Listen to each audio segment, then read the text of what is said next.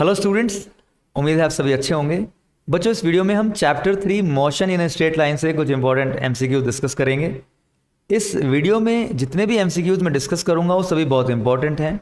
आपके एग्जाम में उनके आने की प्रोबेबिलिटी बहुत ज़्यादा है, राइट। देखिए, मैंने यहाँ पर एक एमसीक्यू फिजिक्स 11th नाम से एक प्लेलिस्ट मेंशन की है। इस प्लेलिस्ट में आपको बहुत सारे वीडियोस मिल जाएंगे। अगर आप हमारे चैनल पर इस प्लेलिस्ट को फाइंड कर लेते हैं तो आपको बहुत सारे एमसीक्यू वीडियोस मिल जाएंगे वहाँ पर, जो आपके लिए हेल्पफुल होंगे, राइट। और अगर आपको इस प्लेलिस्ट में जाने में कोई प्रॉब्लम होती है तो आप इस वीडियो के डिस्क्रिप्शन में जाकर इस प्लेलिस्ट का लिंक भी पा सकते हैं। तो चलिए जल्दी से क्विकली अपने फर्स्ट क्वेश्चन की तरफ चलते हैं। क्वेश्चन को रीड कीजिए। Which of the following curve does not represent the motion in one dimension. Motion in one dimension का मतलब है कि एक ऑब्जेक्ट है, एक ऑब्जेक्ट वन डायमेंशन में मूव कर रहा है, let's say along X axis, along Y axis और अलोंग जेड एक्सिस। तो अगर एक ऑब्जेक्ट वन डायमेंशन में मूव कर रहा है तो यहाँ पर जो ग्राफ दिए हुए हैं, बोला जा रहा है इनमें से कौन सा ग्राफ वन डायमेंशन मोशन को रिप्रेजेंट नहीं करता है। तो देखिए, हम इन ग्राफ को वन बाय वन देखते हैं।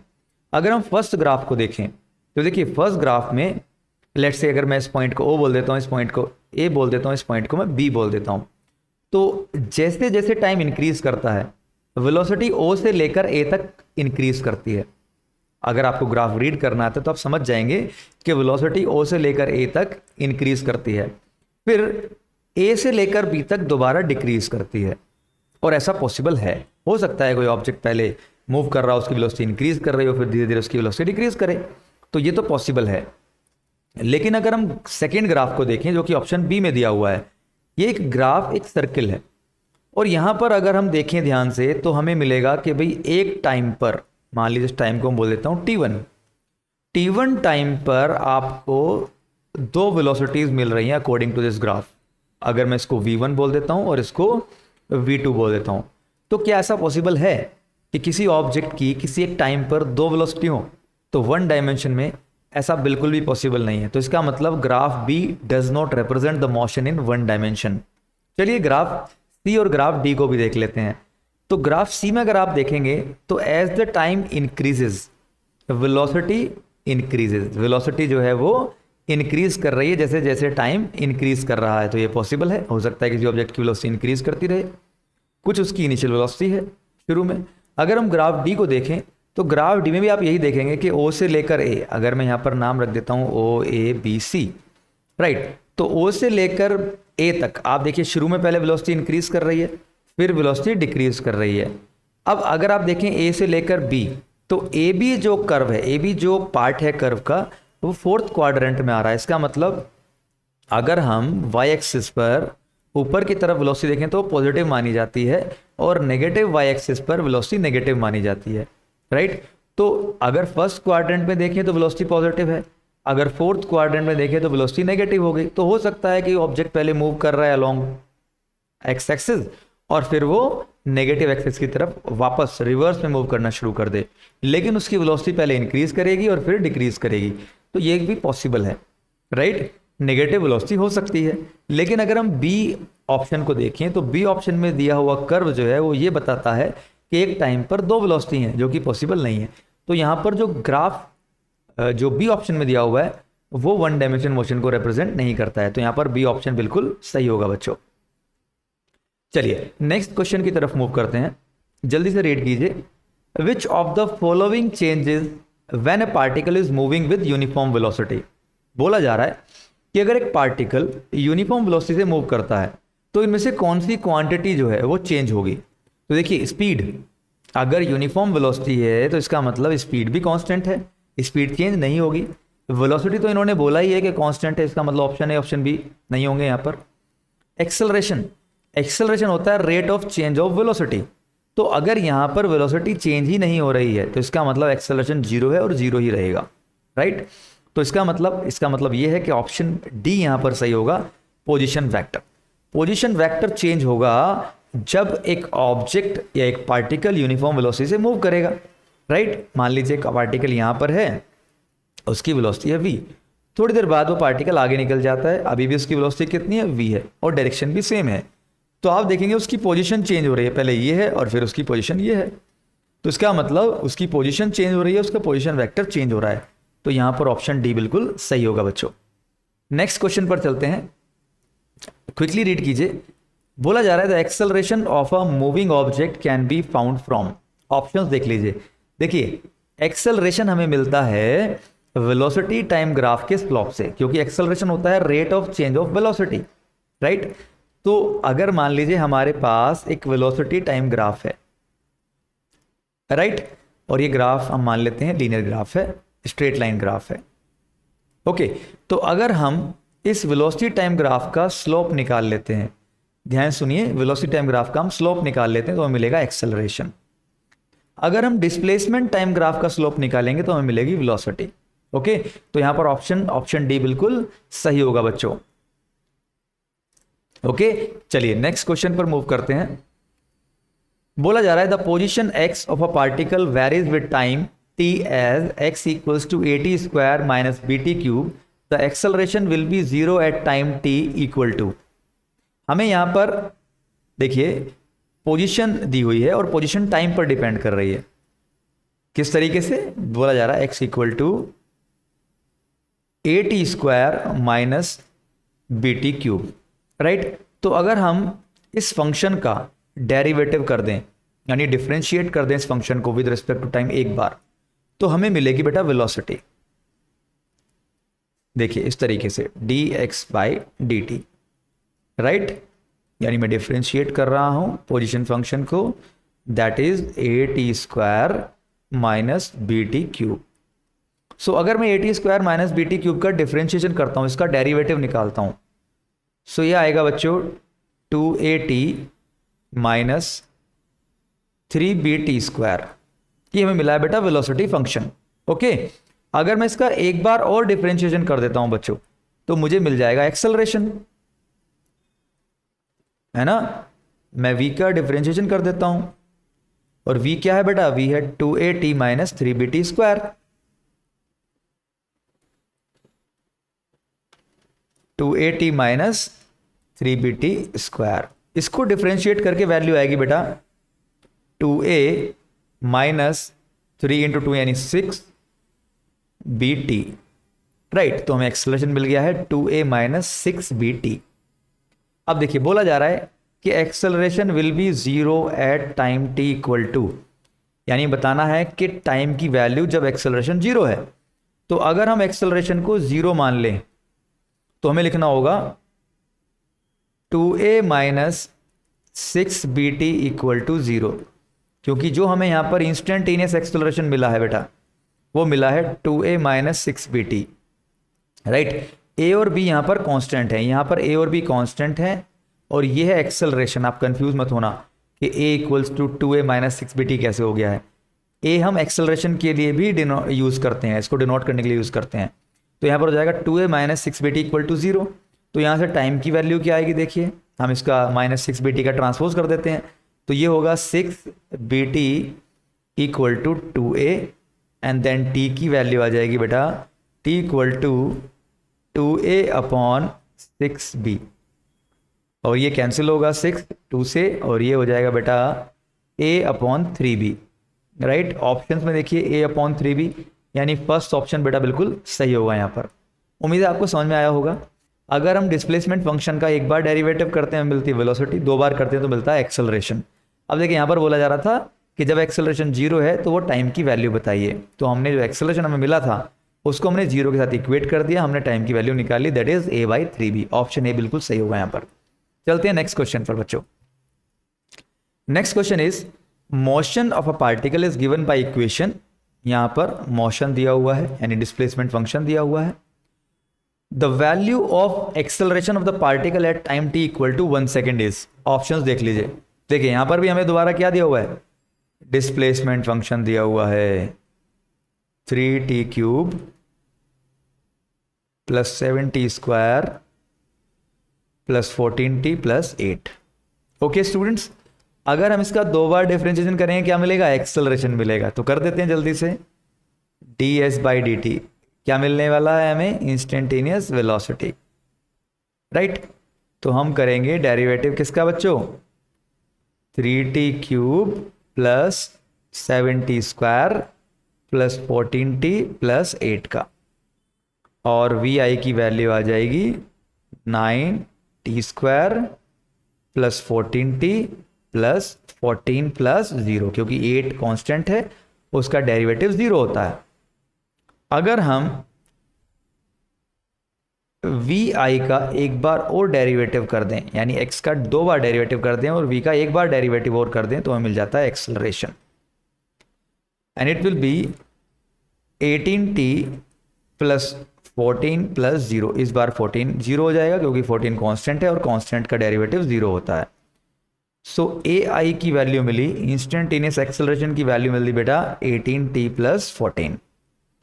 सो एक्सेलरेशन जो है, instantaneous acceleration at time t equal to 1 क्या होगा बेटा, क्योंकि 1 सेकेंड पर बोला जा रहा है, तो हम यहाँ पर t की वैल्यू 1 रख देंगे इस एक्सप्रेशन में। So it will be 18 into 1 plus 14, यानी हमने t की जगह क्या रख दिया बेटा, 1 रख दिया है। सो ये होगा 32 metre per second square. Options में देखिए, ऑप्शन बच्चों यहाँ पर ऑप्शन बी बिल्कुल सही होगा स्टूडेंट्स। चलते हैं नेक्स्ट क्वेश्चन पर बेटा, क्विकली रीड कीजिए। Question is a particle is moving so that its displacement s is given as s equal to t³ minus 60² plus 3t plus 4 metre. Its velocity at the instant when its acceleration is 0 will be. देखिए यहाँ पर थोड़ा सा question को घुमाया हुआ है। Question में दिया हुआ है हमें डिस्प्लेसमेंट फंक्शन, दैट इज हम लिख लेते हैं t³ minus 60² plus 3t plus 4, right. बोला जा रहा है कि हमें बतानी है वेलोसिटी, है ना, हमें बतानी है वेलोसिटी, लेकिन उस समय पर एक्सेलरेशन 0 होना चाहिए। तो हम क्या करेंगे, हम पहले इस डिस्प्लेसमेंट फंक्शन को 2 बार डिफरेंशिएट करेंगे ताकि हमें एक्सेलरेशन मिल जाए। फिर हम एक्सेलरेशन को 0 के साथ इक्वेट करके टाइम की वैल्यू निकालेंगे, फिर उसको हम वेलोसिटी में, जो हमें वेलोसिटी यहाँ पर ऑब्टेन होगी उसमें वैल्यू पुट कर देंगे। चलिए समझते हैं। अगर हम डिस्प्लेसमेंट फंक्शन का एक बार डेरिवेटिव करें, मतलब हम ds बाई dt कर देते हैं, तो हमें मिल जाएगा वेलोसिटी। सो फाइंड कर लेते हैं, t³ minus 60² plus 3t plus 4 का डेरिवेटिव कर देते हैं, और ये होगा बेटा, ये वैल्यू आएगी 3t², राइट। t³ का डेरिवेटिव होगा 3t² माइनस 60² का होगा 12t और 3t का होगा 3 और 4 का हो जाएगा बेटा 0, क्योंकि 4 है कांस्टेंट। अब देखिए, अगर ये मिला है हमें क्या, वेलोसिटी फंक्शन, अगर हम वेलोसिटी फंक्शन का एक बार और डेरिवेटिव कर दें, वेलोसिटी फंक्शन का डेरिवेटिव कर दें, तो हमें मिल जाएगा बेटा एक्सेलरेशन। कैसा, इंस्टेंटेनियस एक्सेलरेशन, मतलब हमें करना है dv बाई dt, राइट। तो हम यहां पर करेंगे 3t² माइनस 12t प्लस 3 का डेरिवेटिव। ये क्या आएगा बच्चों, ये आएगा 3 इंटू 2 यानी 6t माइनस 12 प्लस 0 यानी 3 का हो जाएगा 0, 12t का हो जाएगा 12। ओके, तो बेटा ये आ गया एक्सेलरेशन। अब देखिए हमें बतानी है वेलोसिटी की value when acceleration equal to 0। तो हम यहाँ पर 60 माइनस 12 प्लस 0 को, यानी 0 तो ये हट जाएगा, 60 माइनस 12 को हम 0 के साथ इक्वेट कर देते हैं, क्योंकि बोला जा रहा है व्हेन एक्सेलरेशन इक्वल टू 0। तो अगर मैं 60 माइनस 12 को 0 के साथ इक्वेट करता हूँ, तो t की वैल्यू क्या आएगी बच्चों, t की वैल्यू आ जाएगी, देखिए 60 equals to 12 and t equals to 2 second. Okay students, अब हमें मिला है t equal to 2 second, right. जब टाइम की वैल्यू 2 सेकेंड है तब एक्सेलरेशन 0 है। तो हम वेलोसिटी फंक्शन जो था हमारा, जो हमने ऑब्टेन किया था, उसमें हम t की जगह क्या रख देंगे बेटा, t के प्लेस पर हम 2 रख देंगे, तो हमें वेलोसिटी मिल जाएगी when acceleration equal to 0 and that is time equal to 2 second. So v will be 3 2² minus 12 into 2 plus 3, और ये वैल्यू आएगी बच्चों 2 to 4 एंड 12 माइनस 24 प्लस 3। ये होगा बच्चों कितना होगा ये बताइए, माइनस 12 प्लस 3 यानी minus 9 metre per second. Okay, option D, option D बिल्कुल सही होगा students, minus 9 metre per second, right, यानी नेगेटिव एक्सेलरेशन है। Moving to next question, the displacement time graph of a moving particle is shown below. The instantaneous velocity of the particle is negative at the point, points यहाँ पर दिए हुए हैं C D E F. आपको बताना है यहाँ पर कि इंस्टेंटेनियस वेलोसिटी नेगेटिव किस पॉइंट पर होगी। तो देखिए वेलोसिटी क्या होती है, वेलोसिटी हमें मिलती है slope of displacement time graph से। मतलब अगर हमें इंस्टेंटेनियस वेलोसिटी जाननी है तो किसी भी पॉइंट पर एक टेंजेंट खींच देते हैं और वो टेंजेंट टाइम एक्सिस के साथ जो एंगल बनाता है उसको हम नोट कर लेते हैं, फिर हमें स्लोप मिलता है m equals to tan theta से, राइट। लेट से हमने f पॉइंट पर बताना है कि इंस्टेंटेनियस वेलोसिटी क्या होगी, तो f पॉइंट पर मैं एक टेंजेंट खींचूंगा, वो टेंजेंट टाइम एक्सिस को इस तरीके से इंटरसेक्ट करेगा। लेट से हमने कहा यहाँ पर एंगल बना θ1। अब देखिए θ1 जो है वो लेस देन 90 डिग्री है ना लाइन, ये यहाँ पर 90 डिग्री से कम। तो यहाँ पर स्लोप क्या हो जाएगा, राइट। f पॉइंट पर स्लोप क्या हो जाएगा बेटा, m1 हम उसको बोल दें, तो m1 हो जाएगा tan θ1। ओके, अब θ1 लेस देन 90 डिग्री, इसका मतलब m1 क्या आएगा बच्चों, m1 आएगा पॉजिटिव, क्योंकि जब एंगल लेस देन 90 डिग्री होता है tan थीटा की वैल्यू पॉजिटिव होती है। अगर मैं E पॉइंट पर जानना चाहूँ बच्चों, E पॉइंट पर, तो E पॉइंट पर मैं एक टेंजेंट खींचूंगा, वो टाइम एक्सिस को इस तरीके से इंटरसेक्ट करेगा बच्चों, इस तरीके से। अब देखिए ये जो एंगल है, ये एंगल अब इसको बोलते हैं θ2, ये एंगल 90 डिग्री से ग्रेटर है। सो अगर हम यहाँ पर स्लोप जाने m2, तो m2 क्या होगा बच्चों, m2 होगा tan θ2 और θ2 ग्रेटर देन 90 डिग्री है। सो m2 क्या होगा बच्चों, m2 हो जाएगा नेगेटिव। जब एंगल ग्रेटर देन 90 डिग्री होता है तो tan थीटा की वैल्यू नेगेटिव होती है, राइट। अगर हम देखें यहाँ पर तो E पॉइंट पर स्लोप कैसा आया, नेगेटिव आया। स्लोप का मतलब इंस्टेंटेनियस वेलोसिटी, मींस कि E पॉइंट पर इंस्टेंटेनियस वेलोसिटी नेगेटिव होगी, तो यहाँ पर ऑप्शन E बिल्कुल सही होगा बच्चों। अगर हम D पॉइंट पर देखते हैं तो D पॉइंट पर टेंजेंट टाइम एक्सिस के साथ 0 डिग्री का एंगल बनाता है, इसका मतलब यहाँ पर इंस्टेंटेनियस वेलोसिटी क्या होगी बच्चों, D पॉइंट पर 0 होगी। ओके, सो इस तरीके से हम किसी भी पॉइंट पर इंस्टेंटेनियस वेलोसिटी की वैल्यू जान लेते हैं कि वो पॉजिटिव होगी, 0 होगी या फिर नेगेटिव होगी। तो उम्मीद है आपको क्वेश्चन समझ में आया होगा बच्चों। इसका ऑप्शन जो होगा सही वो होगा ए, यानी E पॉइंट पर इंस्टेंटेनियस वेलोसिटी नेगेटिव होगी। चलिए मूव करते हैं नेक्स्ट क्वेश्चन की तरफ। बोला जा रहा है a ball is thrown vertically upward, which one of the following graph correctly represent the velocity versus time curve. Velocity versus time curve बताना है जब एक बॉल को ऊपर की तरफ फेंका गया है।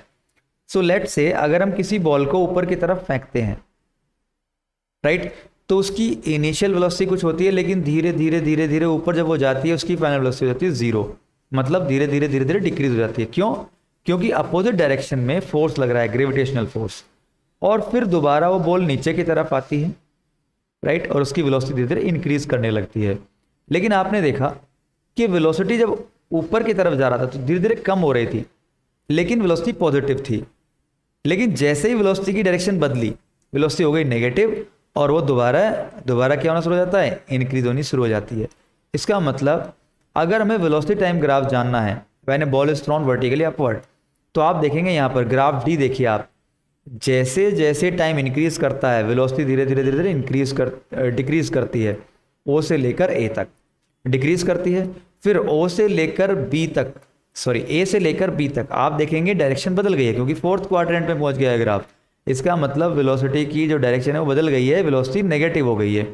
जैसे कि जब बॉल ऊपर की तरफ जाती है तो वेलोसिटी कैसी होती है, पॉजिटिव। जब बॉल नीचे की तरफ आती है वेलोसिटी होती है नेगेटिव, राइट, और वो धीरे धीरे इंक्रीज करती है as the time increases.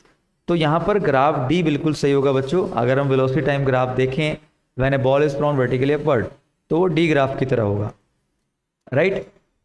Next question पर मूव करते हैं। यहाँ पर बोला जा रहा है ball is thrown vertically upward, which one of the following graph correctly represent the speed versus time curve. तो यहाँ पर बोला जा रहा है speed versus time curve. Previous question में था वेलोसिटी वर्सेस टाइम। तो देखिए जब एक बॉल ऊपर की तरफ हम फेंकते हैं तो बॉल ऊपर की तरफ जाती है, फिर दोबारा नीचे की तरफ आती है, राइट। तो वेलोसिटी जो स्पीड होती है शुरू में u होती है, धीरे धीरे धीरे धीरे स्पीड 0 हो जाती है, फिर दोबारा उसकी स्पीड बढ़ती है। ओके, तो यहाँ पर स्पीड नेगेटिव नहीं होती, क्योंकि स्पीड एक स्केलर क्वांटिटी है, स्पीड की डायरेक्शन नहीं होती, राइट। तो यहाँ पर ग्राफ ए बिल्कुल सही होगा। देखिए धीरे धीरे धीरे धीरे स्पीड क्या हो रही है बेटा, डिक्रीज कर रही है जैसे जैसे टाइम इंक्रीज कर रहा है, क्योंकि जब हम बॉल को ऊपर की तरफ फेंकते हैं तो स्पीड धीरे धीरे डिक्रीज करती है, राइट। फिर ओ से लेकर आप देखें ए तक स्पीड धीरे धीरे डिक्रीज करती है। फिर ए से बी आप देखिए, ये वो वाला टाइम है जब बॉल ऊपर से नीचे की तरफ आएगी और उसकी स्पीड इंक्रीज होगी, तो दोबारा स्पीड इंक्रीज करती है, right, as the time increases. तो अगर हम देखें तो स्पीड वर्सेस टाइम का जो ग्राफ होगा when a ball is thrown vertically upwards, वो होगा ग्राफ ए, राइट।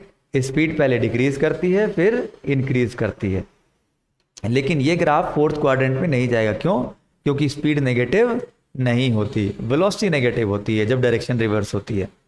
ओके, तो यहाँ पर ऑप्शन ए बिल्कुल सही होगा बच्चों। नेक्स्ट मूव करते हैं नेक्स्ट क्वेश्चन की तरफ। यहाँ पर एक ग्राफ दिया हुआ है बच्चों, वेलोसिटी टाइम ग्राफ, और बोला जा रहा है the displacement travelled by the body in 10 second is. हमें बताना है कि बॉडी 10 सेकेंड में कितना डिस्प्लेसमेंट ट्रैवल करेगी। तो देखिए यहाँ पर अगर हमें वेलोसिटी वर्सेस टाइम ग्राफ दिया हुआ है और हमें बताना हो कि डिस्प्लेसमेंट कितना हुआ है किसी पर्टिकुलर टाइम में, तो हमें यहाँ पर बताना है 0 से लेकर 10 तक। तो यहाँ पर देखिए, यहाँ पर आपको कुछ रेगुलर शेप्स नजर आ रहे होंगे, जैसे एक ये ऊपर ट्राइंगल हो गया है 0 से लेकर 6 सेकेंड तक, राइट। एक यहाँ पर आपको स्क्वायर नज़र आ रहा होगा 8 सेकेंड से लेकर 10 सेकेंड तक, और आपको 6 से लेकर 8 तक आपको फिर एक ट्रायंगल नज़र आ रहा होगा यहाँ पर बेटा, तीनों आपने यहाँ पर ऑब्जर्व किए। तो यहाँ पर मैं आपको बताऊंगा कि डिस्प्लेसमेंट कैसे निकालते हैं किसी पर्टिकुलर टाइम में।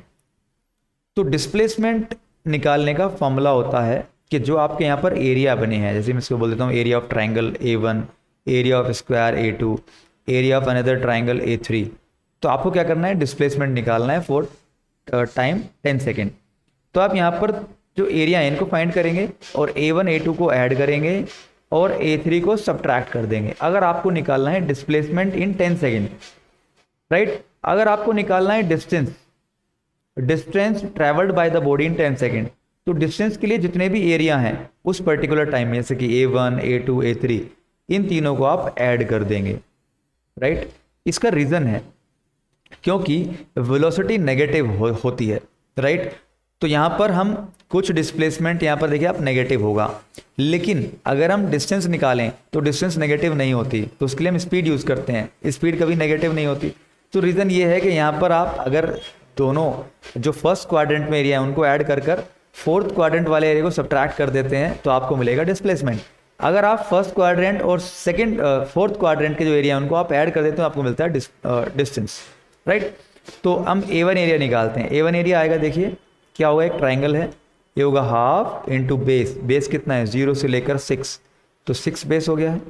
हाइट कितनी है, हाइट है बेटा 4, राइट। तो ये हो गया half into 6 into 4 plus A2 क्या होगा, देखिए A2 एक स्क्वायर है, स्क्वायर की विड्थ कितनी है 8 और 10, यानी 10 माइनस 8, डिफरेंस कितना आएगा, देखिए 2 आएगा 8 और 10का, तो हो जाएगा 2 इंटू, और इसकी लेंथ कितनी है, लेंथ हो जाएगा 2 इंटू 2 माइनस A3 कितना होगा, A3 हम निकालेंगे, देखिए रेड जो मैंने यहाँ पर कलर किया है ट्राइंगल, उसका एरिया आपको बताना है, ये होगा हाफ इंटू बेस कितना है इसका 6 और 8 का डिफरेंस कितना होगा 2, एंड हाइट कितनी है बच्चों, हाइट इसकी 3।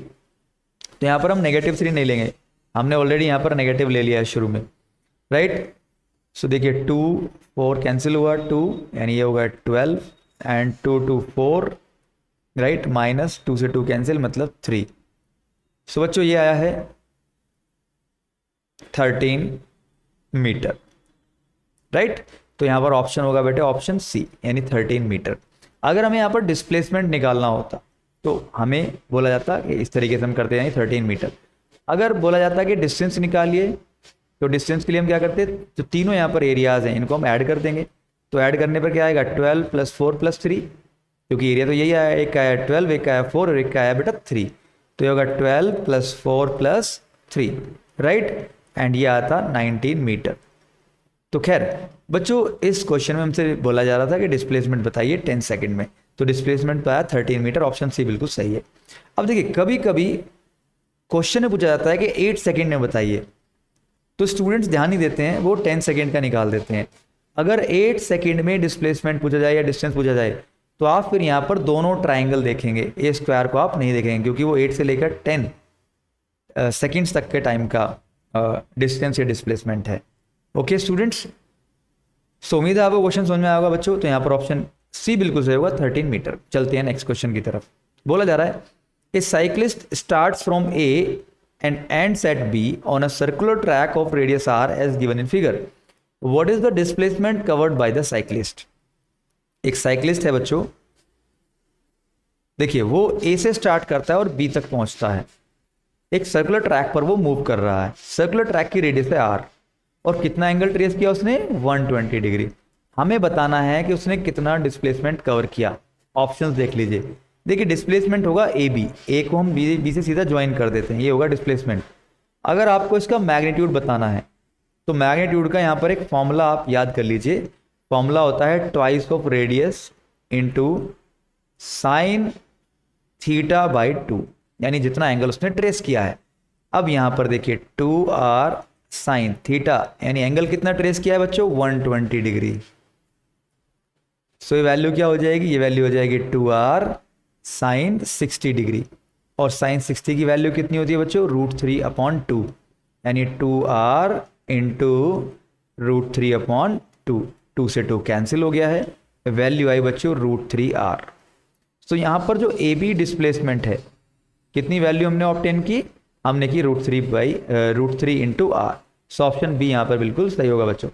तो अब अगर कोई भी सर्कुलर ट्रैक पर क्वेश्चन आए, आपको रेडियस पता हो, angle trace by the object पता हो, तो आप इस फॉर्मूले में A B equal to 2r sine theta by 2 में पुट करके डिस्प्लेसमेंट फाइंड कर सकते हैं।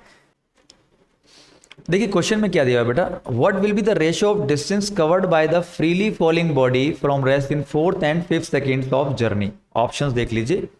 बोला जा रहा है कि मान लीजिए किसी बॉडी को हमने फ्री फॉल करा दिया है, फ्रीली छोड़ दिया है किसी हाइट से।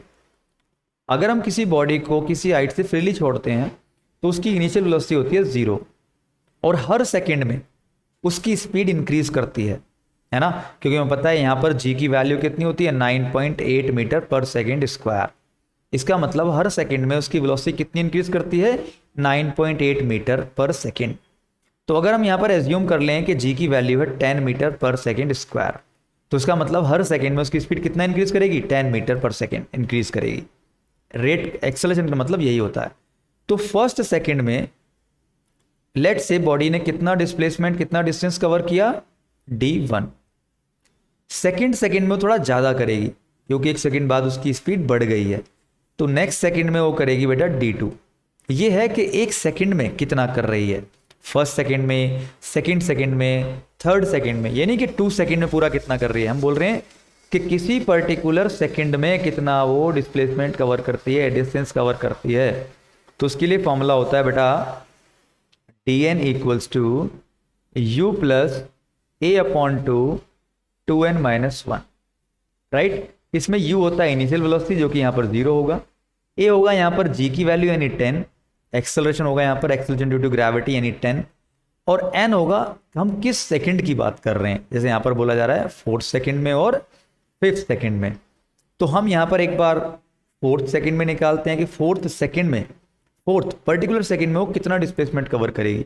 u हो जाता है 0, a हो जाता है 10 और ये 10/2, 2 इंटू किस सेकंड की बात कर रहे हैं हम, 4th सेकंड की, तो हो जाएगा 2 इंटू 4 -1। कितनी वैल्यू आएगी बेटा, ये आएगी 5 इंटू 7 यानी 35। d4 आ गया बेटा। अभी d5 कैसे निकालेंगे, d5 हो जाएगा देखिए 0 प्लस 10/2, यानी u है 0, a है 10 और ये हो जाएगा 10/2, और ब्रैकेट में 2 इंटू n क्या हो जाएगा, n हो जाएगा यहाँ पर 5, क्योंकि हम 5th सेकंड की बात कर रहे हैं। तो यहाँ पर वैल्यू आएगी 2 से 10 कैंसिल हुआ यानी 5 आ गया है, और ये होगा 10-1 यानी 9 5 जा 45।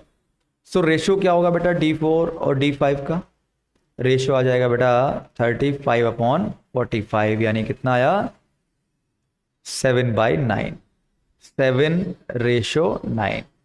तो यहाँ पर ऑप्शन सी बिल्कुल सही होगा बच्चों, ऑप्शन सी। यानी 4th सेकंड और 5th सेकंड में जो डिस्टेंस या फिर डिस्प्लेसमेंट कवर किया है बॉडी ने, उनका रेशियो होगा 7:9। उम्मीद है बच्चों आपको सभी क्वेश्चन समझ में आ गए होंगे। हम इसी तरह आपके लिए इंपॉर्टेंट एमसीक्यूज पर वीडियो लाते रहेंगे। अगर आपको वीडियो अच्छा लगा इसे लाइक कीजिएगा, शेयर कीजिएगा। अगर आपको किसी चैप्टर पर वीडियो चाहिए तो हमें कमेंट बॉक्स में ज़रूर बताइएगा। इसी तरह मेहनत करते रहिए, अच्छा स्कोर करते रहिए। Thanks for watching. जय हिंद।